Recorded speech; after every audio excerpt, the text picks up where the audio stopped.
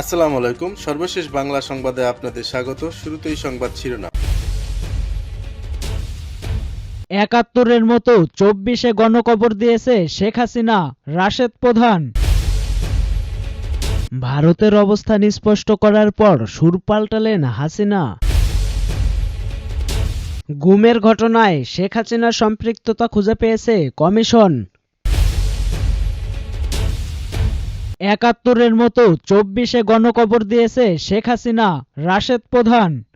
জাতীয় গণতান্ত্রিক পার্টি জাগবার সভাপতি ও দলীয় মুখপাত্র রাশেদ প্রধান বলেছেন, ১৯৭১ সালে তৎকালীন শোষক গোষ্ঠী যেভাবে গণহত্যা এবং গণকবর দিয়েছিল জাতির শ্রেষ্ঠ সন্তানদের, একইভাবে ফ্যাসিস্ট শেখ হাসিনা সরকার ২০২৪ সালে বাংলার গণতন্ত্রকামী তরুণ সমাজকে জুলাই-আগস্ট মাসে গণহত্যা করেছে এবং গণকবর দিয়েছে। শনিবার মিরপুর শহীদ বুদ্ধিজীবী কবরস্থানে জাগবার পক্ষ থেকে বুদ্ধিজীবীদের স্মরণে শ্রদ্ধা নিবেদন শেষে এসব কথা বলেন তিনি। রাশেদ প্রধান বলেন, ১৯৭১ সালে দেশের বুদ্ধিজীবী ও আপামর জনতার রক্তের সাগরের বিনিময়ে আমরা মানচিত্র পেয়েছিলাম, কিন্তু প্রকৃত স্বাধীনতা এবং সার্বভৌমত্ব পাই নাই। ২০২৪-এর বুদ্ধিজীবী দিবসে আমাদের নতুন করে শপথ নিতে হবে, নতুন বাংলাদেশ গড়ে তুলতে হবে। গণহত্যাকারী আওয়ামী লীগ এবং তাদের দোসরদের বাংলার মাটিতে আর অপরাজনীতি করার সুযোগ দেওয়া যাবে না। প্রতিরোধ করতে হবে আওয়ামী প্রেতাত্মাদের ষড়যন্ত্র, রুখতে হবে ভারতীয় আগ্রাসন। নতুন সূর্যোদয়ে আমরা নতুন প্রজন্মের হাতে প্রকৃত স্বাধীনতা এবং গণতন্ত্র তুলে দিতে চাই। ভারতের অবস্থান স্পষ্ট করার পর সুর পাল্টালেন হাসিনা। ভারতে বসে শেখ হাসিনা ডক্টর মোহাম্মদ ইউনূসের নেতৃত্বাধীন সরকারের সমালোচনায় যে বক্তব্যে বিবৃতি দিচ্ছেন তা ভারত সমর্থন করে না। দেশটির পক্ষ থেকে এমন অবস্থান স্পষ্ট করার পর অনেকটা সুর পাল্টিয়েছেন আওয়ামী লীগ সভাপতি। জনরসে পালিয়ে যাওয়া সাবেক এই প্রধানমন্ত্রী এবার বিবৃতি দিলেও ডক্টর মোহাম্মদ ইউনূস কিংবা অন্তর্বর্তী সরকারের নাম উল্লেখ করেননি। ভারত এটাকে ভালোভাবে নিচ্ছে না বলেই দেশটিতে আশ্রিত শেখ হাসিনা সুর পাল্টিয়েছেন বলে মন্তব্য করেছেন বিশ্লেষকেরা। গতকাল শনিবার ভারতের পশ্চিমবঙ্গের প্রভাবশালী বাংলা দৈনিক আনন্দবাজারের অনলাইন দিল্লি ঢাকার আপত্তি, এবার নাম না নিয়ে ইউনূস প্রশাসনকে নিশানা করে উল্লেখিত বিবৃতি হাসিনার শিরোনামের সংবাদের সেই ইঙ্গিত পাওয়া গেছে। আনন্দবাজারের খবরে বলা হয়, ভারতে বসে বাংলাদেশের অন্তর্বর্তীকালীন সরকারের বিরোধিতা করাকে ভালোভাবে নিচ্ছে না ঢাকা। ভারতের বিদেশ সচিব বিক্রম মিশ্রিকে সে কথাই জানিয়েছিলেন বাংলাদেশের বিদেশ সচিব মোহাম্মদ জসিম-উদ্দিন। এ বিষয়ে ভারত সরকারের অবস্থানও স্পষ্ট করেছেন বিক্রম। বিদেশ সংক্রান্ত সংশোধনীয় স্ট্যান্ডিং কমিটির বৈঠকে তিনি জানান, ভারতে থেকে আওয়ামী লীগের নেত্রী বাংলাদেশের মোহাম্মদ ইউনূসের নেতৃত্বাধীন অন্তর্বর্তী সরকারের সমালোচনা করে বিবৃতির সমর্থন করে না নয়াদিল্লি। দিল্লি ঢাকার আপত্তির পর এবার নাম না করে ইউনূস প্রশাসনকে নিশানা করলেন হাসিনা।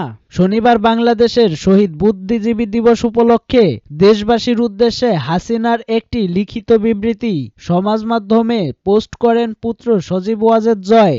সেই বিবৃতিতে সরাসরি ইউনূস প্রশাসনের নাম করেননি বাংলাদেশের প্রাক্তন প্রধানমন্ত্রী, তবে তিনি লেখেন, দেশি বিদেশি ষড়যন্ত্রের মাধ্যমে নির্বাচিত আওয়ামী লীগ সরকারকে হটিয়ে অবৈধ ক্ষমতা দখল করে সাধারণ মানুষের ওপর অমানবিক নিপীড়ন নির্যাতন চালাচ্ছেন।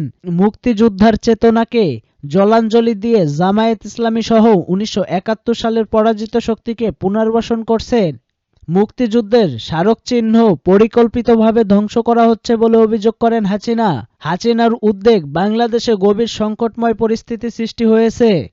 বাংলাদেশকে জঙ্গিদের উর্বর লীলাভূমি পরিণত করা হচ্ছে বলে অভিযোগ তার। এইসব অপশক্তির বিরুদ্ধে রুখে দাঁড়ানোর আহ্বান জানান হাসিনা। তার কথায় দাঁত ভাঙা জবাব দেওয়ার জন্য আমি মুক্তিযুদ্ধের চেতনায় বিশ্বাসী সকলকে ঐক্যবদ্ধ হওয়ার আহ্বান জানাচ্ছি। ছাত্র জনতার গণ অভ্যুত্থানে গত ৫ আগস্ট শেখ হাসিনা পালিয়ে ভারতে গিয়ে আশ্রয় নেন। এরপর দেশটির সঙ্গে বাংলাদেশের সম্পর্কের টানাপোড়েন শুরু হয়। সম্প্রতি ভারতের পররাষ্ট্র সচিব বিক্রম মিশ্রি বাংলাদেশ সফর করেন। তিনি প্রধান উপদেষ্টা, পররাষ্ট্র উপদেষ্টা ও পররাষ্ট্র সচিবের সঙ্গে বৈঠক করেন।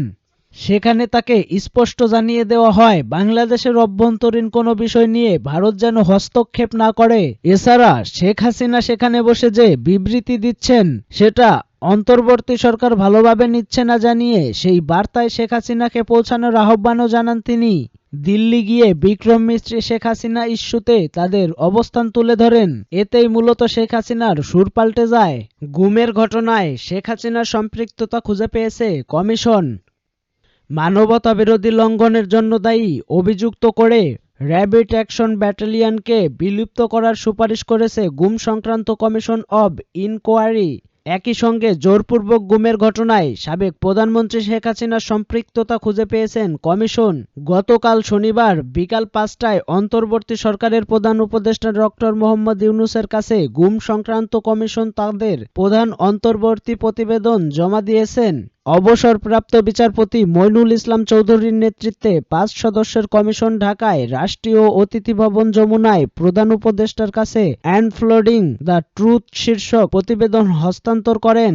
জমা দেওয়া রিপোর্টের কমিশন সদস্যরা এ পর্যন্ত প্রাপ্ত ১৬৭৬টি অভিযোগের মধ্যে ৭৫৮ জনের অভিযোগ যাচাই বাছাই করে বলে জানান। প্রতিবেদনে উল্লেখ করা হয়েছে, গুমের ঘটনায় নির্দেশদাতা হিসেবে সাবেক প্রধানমন্ত্রী শেখ হাসিনার সম্পৃক্ততা প্রমাণ পেয়েছে কমিশন। এছাড়াও হাসিনা প্রশাসনের বেশ কয়েকজন ঊর্ধ্বতন কর্মকর্তাও সম্পৃক্ততা পাওয়া গেছে, যাদের মধ্যে রয়েছে সাবেক প্রধানমন্ত্রী শেখ হাসিনার প্রতিরক্ষা বিষয়ক উপদেষ্টা major general of Tariq Ahmed Siddique, national telecommunication monitoring সেন্টারের সাবেক মহাপরিচালক মেজর জেনারেল জিয়াউল আহসান এবং পুলিশ কর্মকর্তা মোহাম্মদ মনিরুল ইসলাম ও মোহাম্মদ হারুনার রশিদ।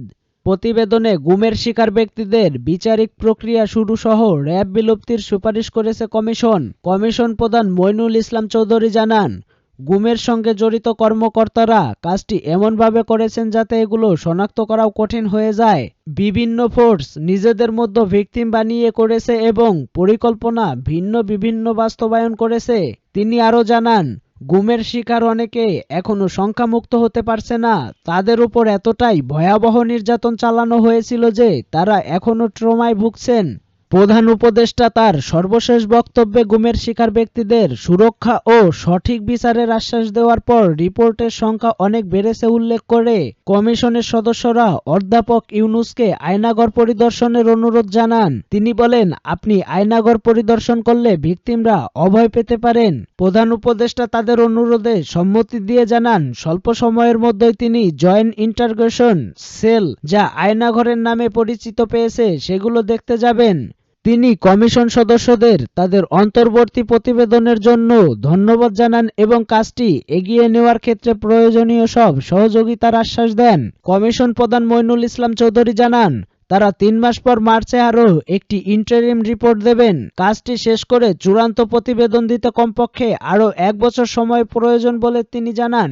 কমিশনের সদস্য হাইকোর্ট বিভাগের অবসরপ্রাপ্ত বিচারপতি মোহাম্মদ ফরিদ আহমেদ শিবলি, মানবাধিকার কর্মী নূর খান, ব্র্যাক বিশ্ববিদ্যালয়ের শিক্ষক নাবিল ইদ্রিস ও মানবাধিকার কর্মী সাজ্জাদ হোসেন এ সময় উপস্থিত ছিলেন।